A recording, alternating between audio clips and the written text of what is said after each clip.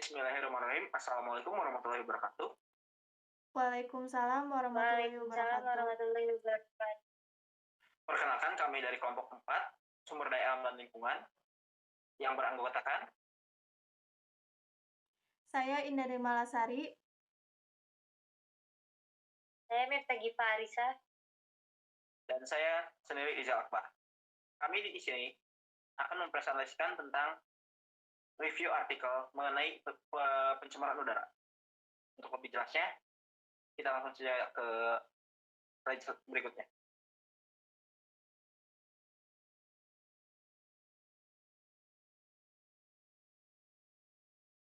Baik, terima kasih Saudara Rizal. Di sini saya akan membacakan review artikel yang pertama yang berjudul Estimasi Dampak Ekonomi dari Pencemaran Udara Terhadap Kesehatan di Indonesia. Abstrak. Penelitian ini bertujuan untuk mengestimasi dampak ekonomi dari pencemaran udara terhadap kesehatan di Indonesia menggunakan data tahun 2011. Dampak ekonomi diukur oleh besarnya biaya yang dikeluarkan akibat terjadinya gangguan kesehatan manusia yang terdiri dari mortalitas dan morbiditas. Teknik estimasi melibatkan dua pendekatan, yaitu epidemiologi untuk menilai hubungan sebab akibat antara tingkat konsentrasi PM10 dengan risiko kesehatan, dan valuasi ekonomi untuk memberikan nilai dalam satuan moneter terhadap risiko kesehatan tersebut. Hasil estimasi menunjukkan besarnya biaya ekonomi yang ditimbulkan oleh konsentrasi PM10 terhadap kesehatan senilai Rp373,1 triliun atau setara dengan 5,03% produk domestik bruto. Pendahuluan. Pencemaran udara telah menjadi salah satu masalah lingkungan global yang menjadi perhatian dunia. Mulyadi 2015. Survei yang dilakukan oleh World Health Organization (WHO) 2002 di 1.600 kota yang tersebar di 91 negara di dunia menunjukkan bahwa hampir 90% orang-orang di pusat perkotaan menghirup udara yang tidak sehat. WHO juga menyatakan bahwa sekitar setengah dari penduduk dunia terkena pencemaran, setidaknya 2,5 kali lebih tinggi dari baku mutu kualitas udara yang ditetapkan. Fenomena tersebut terutama dirasakan di negara-negara berkembang seperti Indonesia sebagai dampak negatif dari pembangunan yang berorientasi pada pertumbuhan ekonomi. Basri 2014. Identifikasi masalah. Tujuan umum dari penelitian adalah untuk mengestimasi dampak ekonomi dari pencemaran udara terhadap kesehatan. Secara spesifik, tujuan tersebut dapat dirinci sebagai berikut. 1. Mengestimasi jumlah kasus mortalitas dan morbiditas akibat dari konsentrasi PM10, dan 2. Melakukan valuasi biaya ekonomi dari mortalitas dan morbiditas tersebut.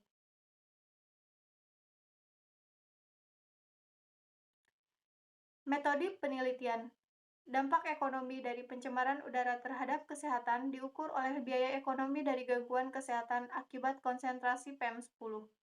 Jumlah kasus kesehatan yang diakibatkan oleh konsentrasi PM10 diestimasi oleh pendekatan dose response function yang dinyatakan oleh rumus sebagai berikut. DHI sama dengan BI kali P0 pi I kali DH.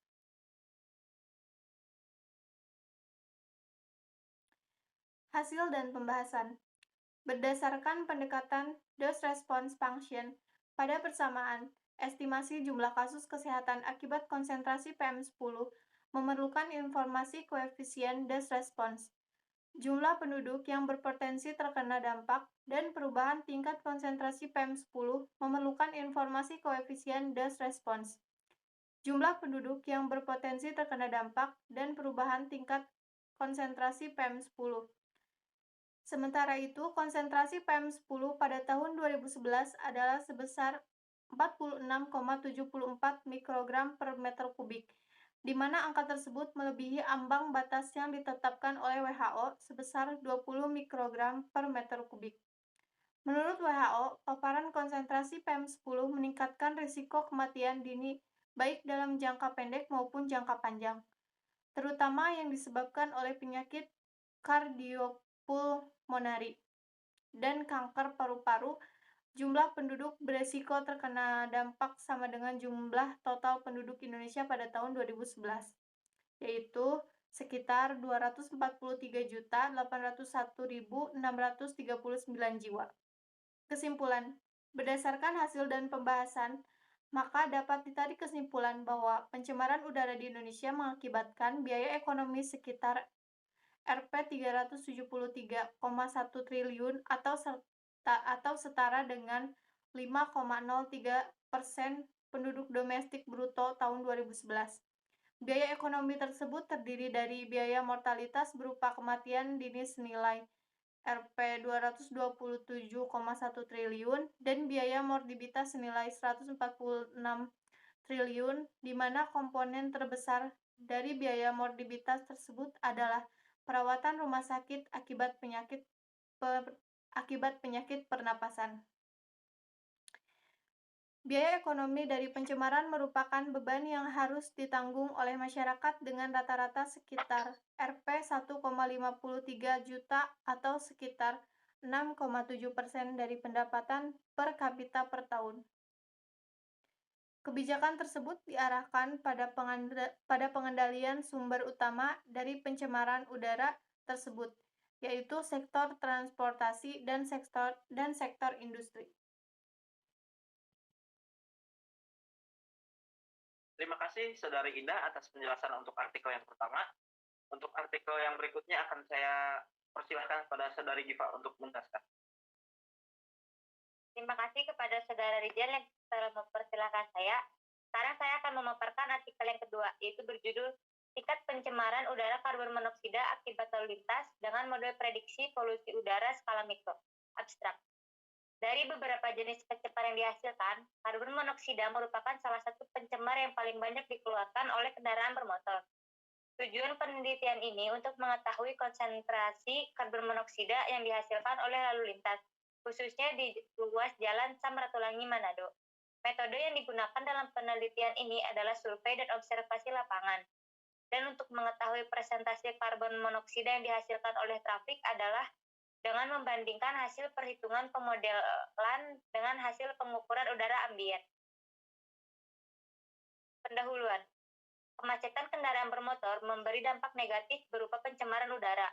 Penggunaan bahan bakar minyak yang dipergunakan sebagai penggerak bagi kendaraan, sistem ventilasi mesin, dan yang terutama adalah buangan dari knalpot hasil pembakaran bahan bakar yang merupakan pencampuran ratusan gas dan aerosol menjadi penyebab utama keluarnya berbagai pencemar. Dari beberapa jenis polutan ini, karbon monoksida merupakan salah satu polutan yang paling banyak dihasilkan oleh kendaraan bermotor.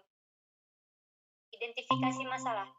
Kondisi-kondisi di atas melatar belakangi penulis untuk menulis beberapa besarnya konsentrasi polutan, khususnya karbon monoksida yang ditimbulkan oleh lalu lintas di ruas jalan yang cukup padat, yaitu di ruas jalan Samratulangi Manado. Metode penelitian. Artikel ini melakukan survei terlebih dahulu. Penentuan segmen jalan yang menjadi titik penelitian berdasarkan alasan. Karena di segmen ini terjadi pertemuan arus lalu lintas dari 3 ruas jalan, yaitu Jalan Samratulangi, Jalan Korengkeng, dan Jalan Samratulangi 5. Hal lain yang menjadi bahan pertimbangan adalah kerapatan bangunan dan ketinggian bangunan di segmen tersebut yang secara visual mempunyai pengaruh terhadap tingkat konsentrasi gas karbon monoksida. Hasil dan pembahasan. Pada hari Senin, jumlah kendaraan terbanyak waktu pagi adalah sebanyak 3.667 kendaraan pada jam 10 sampai dengan 10.59.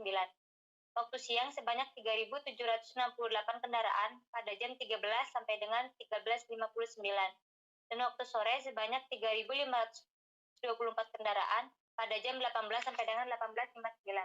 Pada hari Sabtu, jumlah kendaraan terbanyak pada waktu pagi sebanyak 3.224 kendaraan, terjadi pada jam 10 sampai dengan 10.59.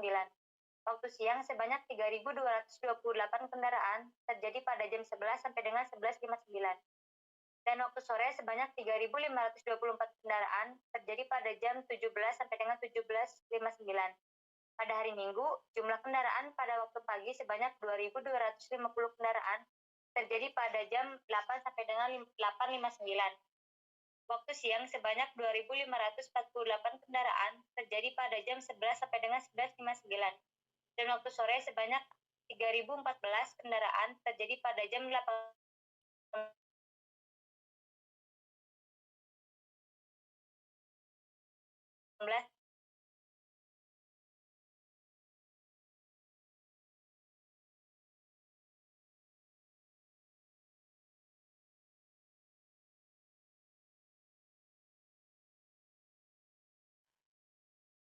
sampai dengan 18 mikrogram per meter kubik. Pada hari setengah kerja setengah libur, konsentrasi polutan paling tinggi terjadi pada waktu sore, yaitu sebesar 13.028,31 mikrogram per meter kubik. Dan pada hari libur, konsentrasi polutan paling tinggi terjadi pada waktu sore, yaitu 9.809,96 mikrogram per meter kubik. Konsentrasi gas karbon monoksida di lokasi penelitian belum melampaui batas baku mutu udara ambien nasional sebesar 30.000 mikrogram per meter kubik. Konsentrasi gas karbon monoksida akibat lalu lintas di ruas Jalan Samratulangi Manado berkisar 7.242,99 mikrogram per Baik, terima kasih Saudari Giva atas penjelasan artikel yang kedua. Artikel yang ketiga akan dijelaskan oleh saya sendiri. Artikel ketiga, penentuan tahap pencemaran udara di Malaysia. Abstrak, beberapa kaedah telah diwujudkan untuk menyukat pencemaran udara. Kajian ini dijalankan bagi menentukan tahap pencemaran udara di Bandar Baru Bangi menggunakan pendekatan petunjuk bio. Skor yang telah diperolehi akan dikira dan dinilai. Purata skor akan menunjukkan kualitas udara di stasiun tersebut. Nilai lebih dari 10 kemungkinan menunjukkan kualitas udara yang sangat bersih. Nilai antara 0 sampai 9 menunjukkan kualitas udara bersih, dan nilai skor minus 1 ke bawah adalah kualitas udara yang kotor. Ini menunjukkan bahwa kualitas udara di bandar tersebut adalah baik. Udara yang agak tercemar hanya ditemui di kawasan tertentu di Bandar Baru Bangi, seperti di sekitar Balai Polis Bangi, Kompleks Bangi Utama, Stasiun 12, di sekitar Kilang Hitachi, dan stasiun komuter UKM saja. Pencemaran udara di kawasan tersebut yang berpunca dari debu dan asap kendaraan bermotor boleh dianggap tidak berbahaya. Pendahuluan. Secara konvensional, pencemaran udara di Malaysia diukur menggunakan pendekatan instrumental atau mesin. Jarang sekali penunjuk bio digunakan dalam menentukan sejauh mana tahap pencemaran udara di sebuah kawasan. Ini satu petunjuk bio mulai diterima pakai bagi menentukan tahap pencemaran udara di sebuah kawasan. Taburan spesies lichen dipengaruhi dengan kualitas udara setempat. Ini adalah karena spesies lichen yang berlainan memerlukan tahapan kualitas udara yang berbeda untuk hidup. Keadaan ini mendedahkan setengah kawasan di Bandar Baharu yang sibuk ini kepada pencemaran udara. Artikel ini bertujuan untuk menentukan tahap pencemaran udara di Bandar Baru Bangi, menggunakan pendekatan biologi. 9. Kompleks Utama Bangi Utama, Hotel Equatorial Bangi, Stasiun 4, Stasiun 7, Stasiun 5, dan komuter UKM, seperti yang ditunjukkan pada Raja 1. Kerja lapangan dilakukan di setiap kawasan yang telah dipilih. Setelah lokasi kajian dan pokok dipilih, pemetaan kualitas udara di setiap tapak kajian dilakukan. Hasil dan puncak Bangi merupakan zona kediaman yang mempunyai kualitas udara yang bersih, di mana kawasan ini merupakan kawasan rekreasi dan kawasan perumahan eksklusif yang berkepadatan rendah. Stasiun di Bangi Walk mempunyai kualitas udara yang baik. Jalan raya di sini tidak sibuk karena tidak banyak kendaraan di atas jalan raya hampir sepanjang masa. Maka tidak heranlah mengapa kawasan puncak Bangi ini masih bersih dan tidak tercemar. Di kawasan ini juga ditemui sedikit lichen daripada kumpulan sederhana, yaitu Dirinaria pixta. Lichen kumpulan sensitif ini merupakan jenis lichen yang hanya hidup di kawasan yang mempunyai kualitas udara yang bersih saja. Kesimpulan, secara keseluruhannya, kajian ini menunjukkan bahwa penggunaan lichen adalah sangat rasional, seperti mana yang telah diperbincangkan, sesuai bagi mengesan kualitas udara di sebuah kawasan.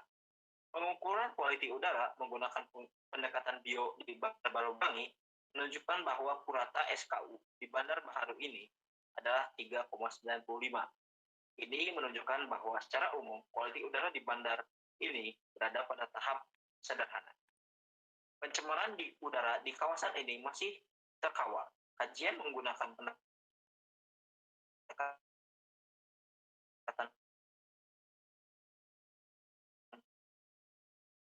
biologi di mana dia mampu menyerap semua elemen yang berada di udara dan mampu memberi keputusan secara total selepas dianalisis. Penggunaan lichen dan pembiakannya perlu dilakukan karena lichen juga boleh dianggap sebagai agen pembersihan gas pencemaran di udara. Lichen mampu untuk menyerap sembarang elemen di udara dan yang demikian dapat membersihkan bahan-bahan pencemar yang bebas di udara.